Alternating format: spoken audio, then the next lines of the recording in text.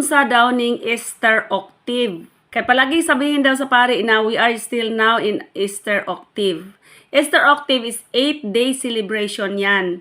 So from Easter Sunday up to Sunday of Divine Mercy. So pangka-second Sunday. So ibig sabihin doon, parang it refers to Sunday of Sundays. 8 days pa nating ini-extend ang celebration ng Easter. Yan po mga kabiisi. I-celebrate pa natin ang Easter, extension pa ito. Kaya octave natin.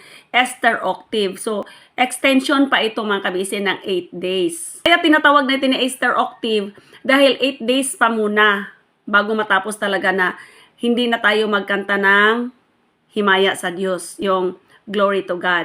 Kaya naman sa 8 araw na isinicelebrate natin within Easter octave, itinuturing natin na ito'y solemnity.